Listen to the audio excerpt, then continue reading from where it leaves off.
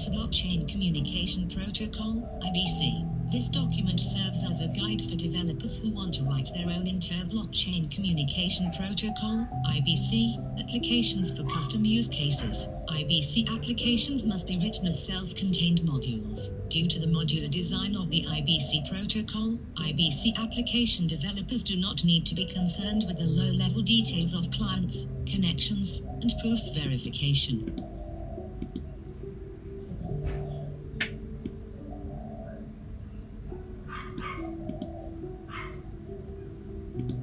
This brief explanation of the lower levels of the stack gives application developers a broad understanding of the IBC protocol. Abstraction layer details for channels and ports are most relevant for application developers and describe how to define custom packets and IBC module callbacks. The requirements to have your module interact over IBC, bind to a port or ports, define your packet data, use the default acknowledgement struct provided by core IBC or optionally define a custom acknowledgement struct, standardize an encoding of the packet data, implement the IBC module interface. Read on for a detailed explanation of how to write a self-contained IBC application module.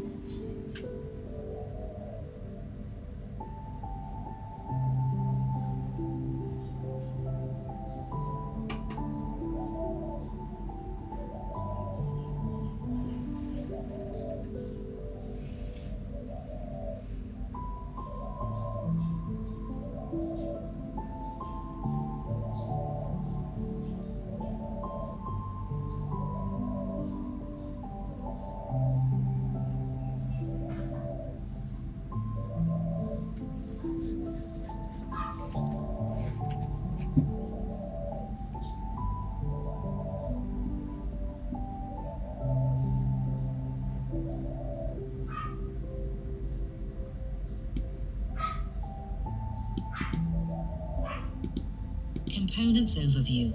Clients opens new window. IBC clients are on-chain light clients. Each light client is identified by a unique client ID. IBC clients track the consensus states of other blockchains, along with the proof spec necessary to properly verify proofs against the client's consensus state. A client can be associated with any number of connections to the counterparty chain. The client identifier is auto-generated using the client type and the global client counter appended in the format client type, M. A client state should contain chain-specific and light client-specific information necessary for verifying updates and upgrades to the IBC client. The client state may contain information such as chain ID, latest height, proof specs, unbonding periods or the status of the light client. The client state should not contain information that is specific to a given block at a certain height. This is the function of the consensus state. Each consensus state should be associated with a unique block and should be referenced using a hide. IBC clients are given a client identifier prefixed store to store their associated client state and consensus states along with any metadata associated with the consensus states. Consensus states are stored using their associated height. The supported IBC clients are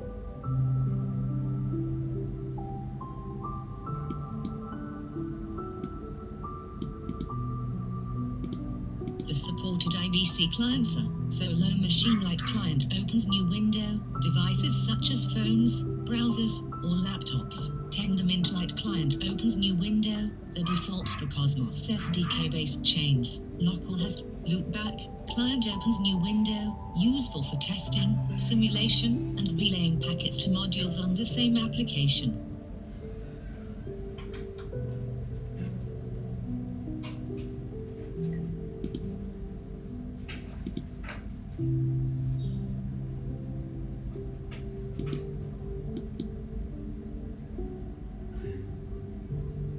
Battery 70%. Connected to 谢霆锋 MacBook Pro.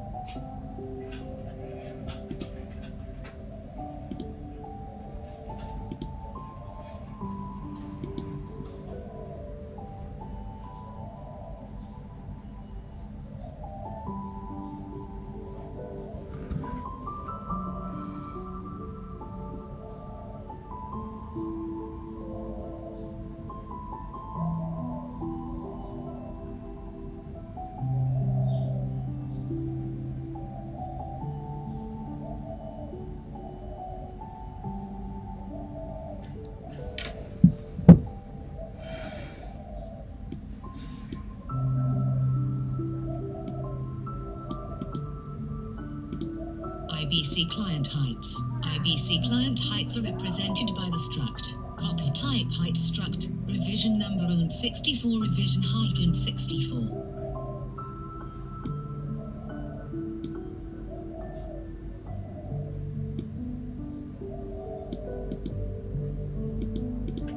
The revision number represents the revision of the chain that the height is representing. A revision typically represents a continuous, monotonically increasing range of block heights. The revision height represents the height of the chain within the given revision. On any reset of the revision height, for example, when hard forking a tenement chain, the revision number will get incremented. This allows IBC clients to distinguish between a block height n of a previous revision of the chain, at revision P, and block height n of the current revision of the chain, at revision E. Heights that share the same revision number can be compared by simply comparing their respective revision heights. Heights that do not share the same revision number will only be compared using their respective revision numbers. Thus our height H with revision number E plus 1 will always be greater than a height G with revision number E, regardless of the difference in revision heights.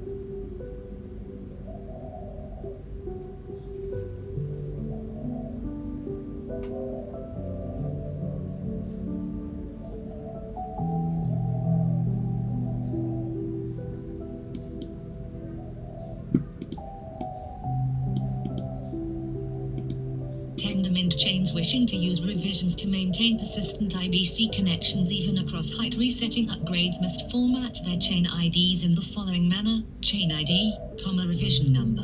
On any height resetting upgrade, the chain ID must be updated with a higher revision number than the previous value, X. Before upgrade chain ID, gear mainnet 3 after upgrade chain ID, gear mainnet 4 clients that do not require revisions, such as the solo machine client. Simply hardcode 0 into the revision number whenever they need to return an IBC height when implementing IBC interfaces and use the revision height exclusively. Other client types can implement their own logic to verify the IBC heights that relayers provide in their update, misbehavior, and verify functions respectively. The IBC interfaces expect an IBC exported height interface. However, all clients must use the concrete implementation provided in 02 client types and reproduced above.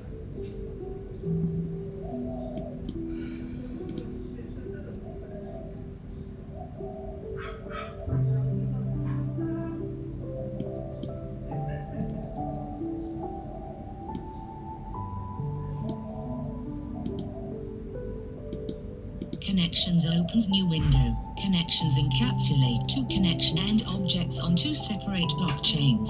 Each connection and is associated with a client of the other blockchain. For example, the counterparty blockchain. The connection handshake is responsible for verifying that the light clients on each chain are correct for their respective counterparties. Connections, once established, are responsible for facilitating all cross-chain verifications of IBC state. A connection can be associated with any number of channels. Hash.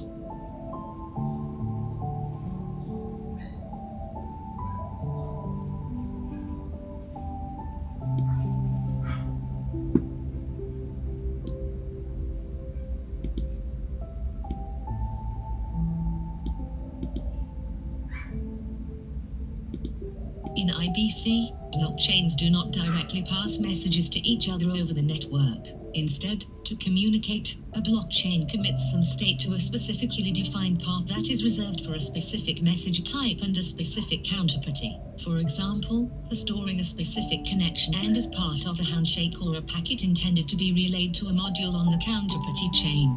A relay process monitors for updates to these paths and relays messages by submitting the data stored under the path and a proof to the counterparty chain. Proofs are passed from core IBC to light clients as bytes. It is up to light client implementation to interpret these bytes appropriately. The paths that all IBC implementations must use for committing IBC messages is defined in x24 host state machine requirements opens new window. The proof format that all implementations must be able to produce and verify is defined in x23 proofs opens new window, implementation.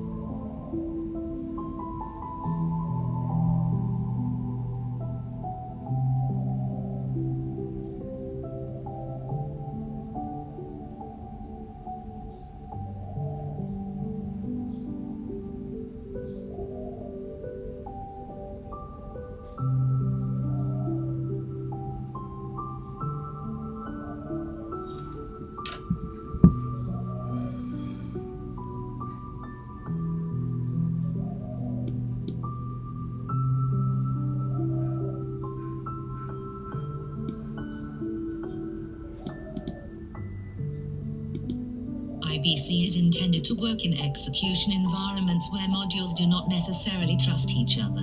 Thus, IBC must authenticate module actions on ports and channels so that only modules with the appropriate permissions can use them. This module authentication is accomplished using a dynamic capability store opens new window. Upon binding to a port or creating a channel for a module, IBC returns a dynamic capability that the module must claim in order to use that port or channel. The dynamic capability module prevents other modules from using that port or channel since they do not own the appropriate capability. While this background information is useful, IBC modules do not need to interact at all with these lower-level abstractions. The relevant abstraction layer for IBC application developers is that of channels and ports. IBC applications must be written as self-contained modules. A module on one blockchain can communicate with other modules on other blockchains by sending, receiving, and acknowledging packets through channels that are uniquely identified by the channel ID, port ID, tuple. A useful analogy is to consider IBC modules as internet applications on a computer. A channel can then be conceptualized as an IP connection,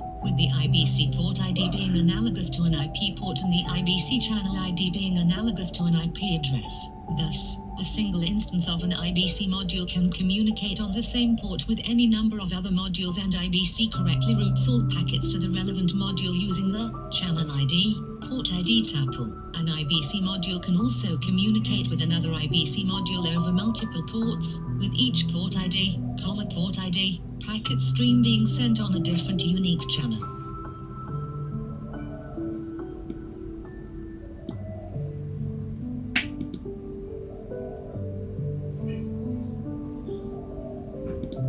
An IBC module can bind to any number of ports. Each port must be identified by a unique port ID. Since IBC is designed to be secure with mutually distrusted modules operating on the same ledger, binding a port returns a dynamic object capability. In order to take action on a particular port, for example, an open channel with its port ID, a module must provide the dynamic object capability to the IBC handler. This requirement prevents a malicious module from opening channels with ports it does not own. Thus, IBC modules are responsible for claiming the capability that is returned on bind port.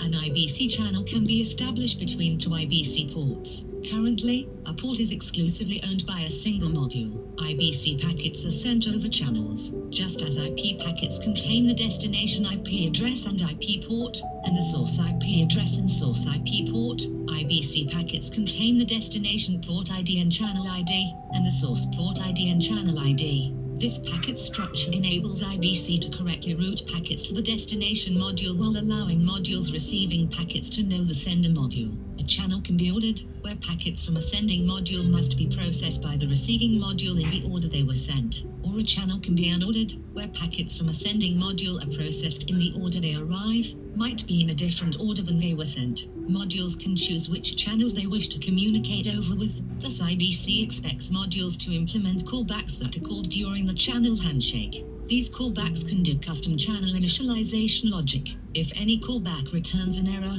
the channel handshake fails. Thus, by returning errors on callbacks, modules can programmatically reject and accept channels. The channel handshake is a four-step handshake. Briefly, if a given chain A wants to open the channel with chain B using an already established connection,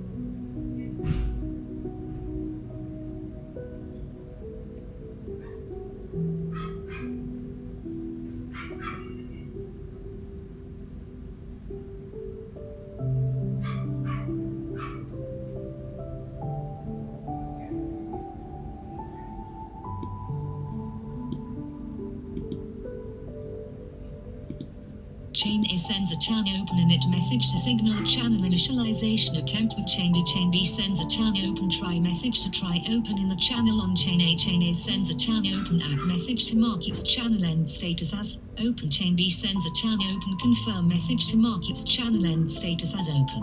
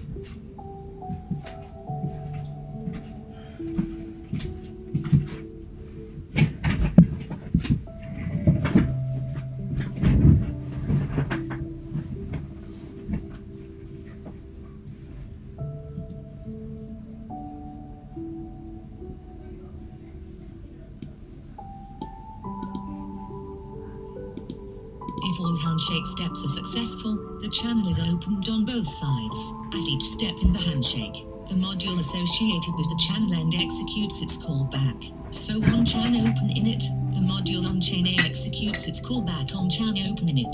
The channel identifier is auto-derived in the format channel M, where N is the next sequence to be used. Just as ports came with dynamic capabilities, channel initialization returns a dynamic capability that the module must claim so that they can pass in a capability to authenticate channel actions like sending packets. The channel capability is passed into the callback on the first parts of the handshake, either on chan open init on the initializing chain or on chan open try on the other chain. Hash.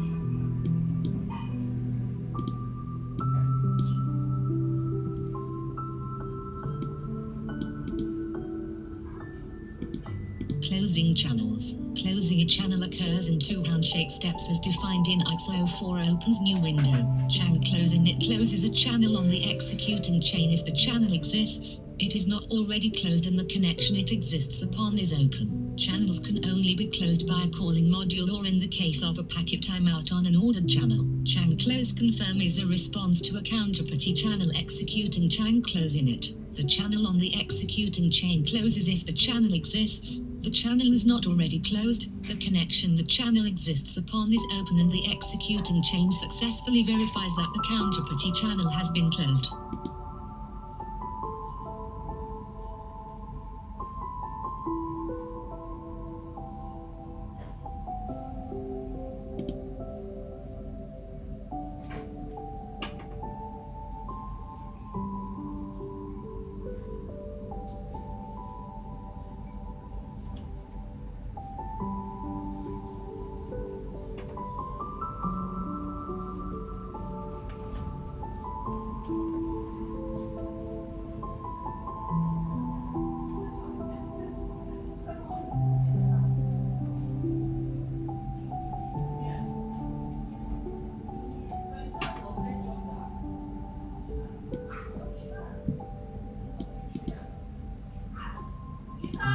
Modules communicate with each other by sending packets over IBC channels. All IBC packets contain the destination port ID and channel ID along with the source port ID and channel ID. This packet structure allows modules to know the sender module of a given packet.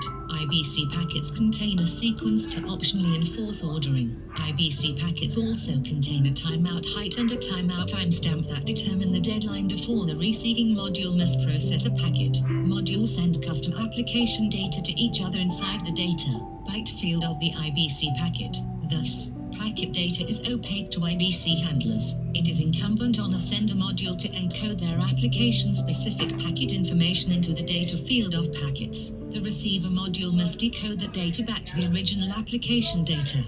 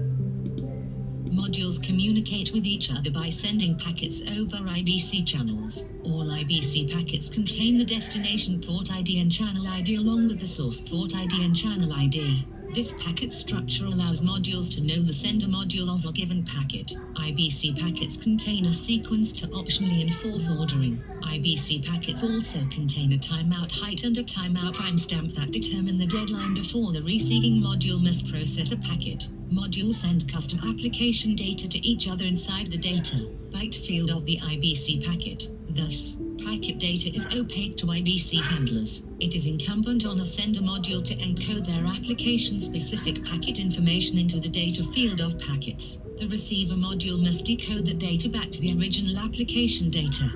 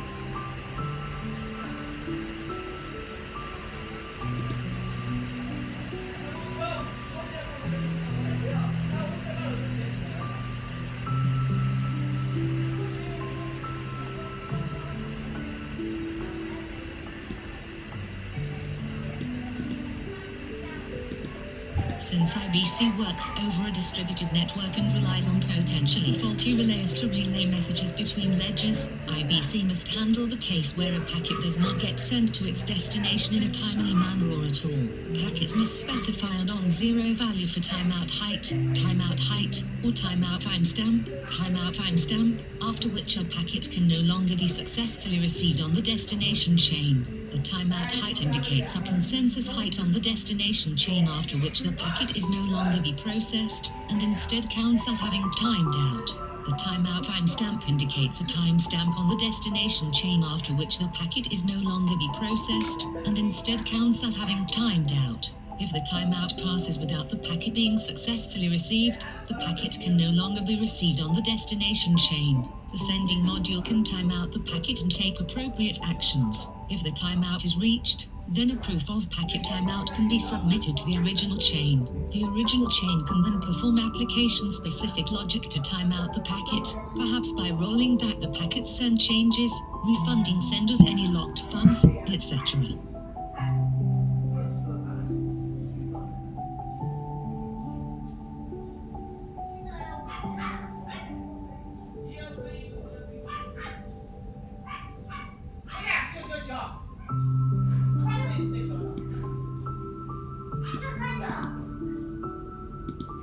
If the timeout passes being successfully received, the packet can no longer be received on the destination chain. The sending module can time out the packet and take appropriate actions. If the timeout is reached, then a proof of packet timeout can be submitted to the original chain. The original chain can then perform application-specific logic to time out the packet, perhaps by rolling back the packet send changes, refunding senders any locked funds, etc. In ordered channels, a timeout of a single packet in the channel causes the channel to close. If packet sequence N times out, then a packet at sequence K, N cannot be received without violating the contract of ordered channels that packets are processed in the order that they are sent. Since ordered channels enforce this invariant, a proof that sequence N has not been received on the destination chain by the specified timeout of packet N is sufficient to time out packet N and close the channel.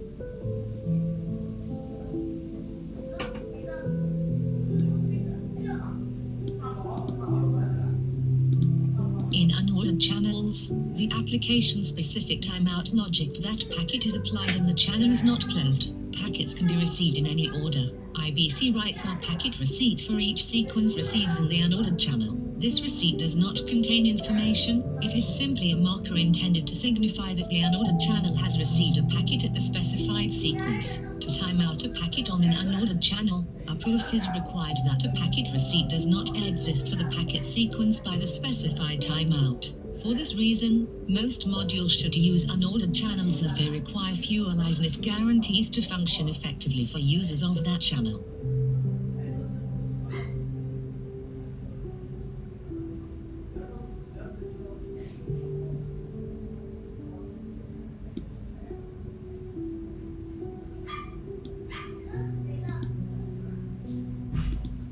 Modules can also choose to write application-specific acknowledgements upon processing a packet. Acknowledgements can be done synchronously on on-record packet if the module processes packets as soon as they are received from IBC module. Asynchronously if module processes packets at some later point after receiving the packet. This acknowledgement data is opaque to IBC much like the packet data and is treated by IBC as a simple byte string. Byte. Receiver modules must encode their acknowledgement so that the sender module can decode it correctly. The encoding must be negotiated between the two parties during version negotiation in the channel handshake. The acknowledgement can encode whether the packet processing succeeded or failed, along with additional information that allows the sender module to take appropriate action. After the acknowledgement has been written by the receiving chain, a relay relays the acknowledgement back to the original sender module. The original sender module then executes application-specific acknowledgement logic using the contents of the acknowledgement. After an acknowledgement fails, packet send changes can be rolled back, for example, refunding senders in IBC 20. After an acknowledgement is received successfully on the original sender on the chain, the corresponding packet commitment is deleted since it is no longer needed.